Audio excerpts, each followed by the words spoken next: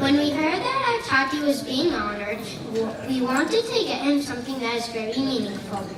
He has so many books, he has all the data that he needs, and of course, he is us. What else can he need? We all know that the Rebbe is his inspiration, so we decided to get him a picture of the Rebbe, so he can have that inspiration on the wall in his office as well. But which picture? There are hundreds of thousands of pictures to choose from. After looking around, we found one that we think shows so much you have taught us about the Rebbe. Here is a picture taken a few hours before the holiday of Simchas Torah, when there is so much going on and so much things to do. And what is the Rebbe doing? Giving a piece of honey cake to a young girl to bless her with a sweet new year. But not only that, you can see in the Rebbe's eyes how concerned he is about this young girl's needs. May this picture be an inspiration to you, Tati, to follow in the Rebbe's ways and care for every single Jew. Ladies and gentlemen, please join me in welcoming to the stage Rabbi Teldon.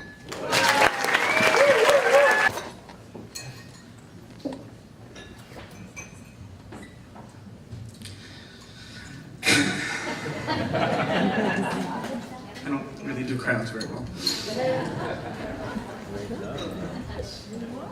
The story is told of, in the old country, middle of the night, a fire breaks out in a local manufacturing plant. And the fire company comes down, big trucks, hook and ladder, and they try to put out the fire unsuccessfully. They are throwing water, bringing more equipment, bringing bigger equipment, more men, and whatever they try, they're unsuccessful about putting out the fire. And the owner of this plant comes running to the fire chief, and he says, this is my livelihood, we employ hundreds of people, this is really, the entire town is dependent on you putting out the fire. Do whatever you can, and they're really trying without success. He calls up the local radio station, and he says, could you put out an all-points bulletin that whoever is successful in coming down and putting out this fire, I'll give them a reward of $100,000. So all of a sudden, a few minutes later, there's hundreds of people coming, trying to put out this fire, and everyone has a good idea, and everyone's strategizing, everyone's saying the truck should go there, and the hose should go there, but without success. Finally, they hear all of a sudden this loud truck coming, and this little bell ringing, and this old beat-up fire truck comes zooming towards the fire, passes by the perimeter, the outside perimeter of all the trucks, and pulls straight up into the inferno, and screeches to a halt, literally inches away from where the fire is. And 3 old Jewish guys jump out, and they start hauling water, and they're throwing water at this fire, and miraculously, within minutes, the fire is out. And the owner comes over, and really with tears in his eyes says, thank you so much for what you've done. Here's the $100,000 that I promised. And the media is there, and they come over to these old Jewish men, and they say, that was amazing, how did you do that? That was phenomenal, what do you plan on doing with $100,000? So the guy looks up and says, the first thing I plan on doing is getting new brakes for my truck. I think the story describes, in a certain sense, what's happening at Chabads around the world, and specifically Chabad here in Comac. We read about assimilation, we read about apathy in the Jewish community, lack of interest, and we hear about reports of what we're supposed to do. These studies and the data comes out of where we are as a Jewish community, what we should do, what the next 10 years should be. And there's always a plan of how we're going to put out the fires of apathy, of assimilation in the Jewish community. And then comes the little Chabad Center. It's not as big, it doesn't have all that money, it's not as gorgeous, but it follows the Rebbe's call to go straight into the fire and to take action. Then when you're being proactive, the fires of assimilation are slowly turned into a warm Jewish community. Some organizations prefer to err on the side of caution. They say, first let's get the data, then we'll try to plan for the next 5 years. We'll make a report and make a meeting, and then we'll have another meeting about that meeting, and then we'll slowly figure out what we want to do to save the Jewish community. But the Rebbe always demanded action. The philosophical wind beneath our wings has and will continue to be the idea of just do it. Make a class. Have someone build a sukkah. Shake the lulav and esrog, light Shabbat candles, put on tefillin. When it comes to our greatest asset, our souls and our children's souls, There's no time to wait for data to come back and then decide what our next step will be. Thank God the last few years here at Chabad, we have seen tremendous growth. By harnessing our relationships with local organizations, our reach has grown literally exponentially. Our lecture series with the other local Chabad centers had allowed us to bring world-renowned lecturers to speak here in our community, with participation over 1,000 people. I'd like to thank Rabbi Grossbaum and Rabbi Sachs for joining forces and really having such a positive, upbeat attitude.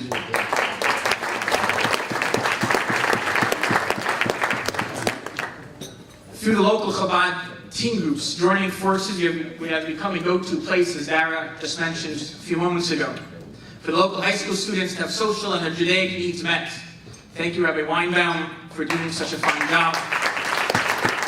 Last year, we actually had the fastest growing Chabad C-team group in the entire country. Well done, Doug. Our relationship with the Suffolk YJCC has seen our attendance at the JLI courses double in the past year alone, with close to 125 adult students attending college-level courses on Judaism. Many of them are CLE and CME accredited. And all this is in addition to our regular programming. Our Hebrew school, run by our new director, Mrs. Rivka Katz, has 50 students, and in a few weeks, at the upcoming high holidays, we will have over 500 people come together and connect to God as the Chabad of Mid-Suffolk community. Dinners at our home, between the Hebrew school dinners, Shabbat dinners, Sukkot dinners, and more, fully hosted by Chef Bracha, Master Chef Bracha. Over the course of the year, we have literally close to 1,000 people eating in our home. On that note, thank you, Bracha, for everything you do for Chabad and for adding your unique touch and making Chabad so much more enjoyable and professional on all levels. To all of this growth and all of this beautiful spreading light, so to say, I wish a heartfelt mazel tov to all of you that have allowed us to happen. If I can sum up my role, and I've had the opportunity in the last few weeks to think about the last 13 years, to think about my role as a rabbi and my role in the community, I think I'm summing it up with one idea. The role of a rabbi is to learn to love God and to love Judaism in a most genuine and heartfelt way. Then, learn to love your fellow as unconditionally as humanly possible. And then search for all those people that you love so much and share with them, introduce them to the God and to the Judaism that means so much to you. Introduce the loves of your life to each other. I thank you all for this opportunity to learn about these loves, the love of God, the love of Judaism, and the love of a fellow, not only in the academic ivory towers of the yeshiva, but to be able to experience it in reality here in Suffolk County. Truth be told, sometimes I think my job as a rabbi is more about putting out organizational fires and making sure the brakes are working and we're running smoothly. But over time, we've matured into something that we can all be proud of. I'd like to take this moment to thank the Board of Directors of Chabad of Mid-Suffolk for their ideas, their time, their support through the thick and thin, for being such a big part of that maturing process, and for twisting my arm a few months back to accept this honor. It means a lot to me, thank you. I'd like to call out by name. Please rise and be recognized. David Gresson, Paul Liebman, Wendy Mando,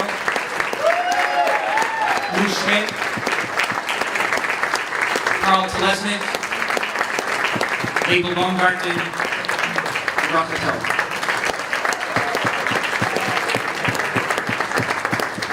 And of course, mazel tov to the Newmans.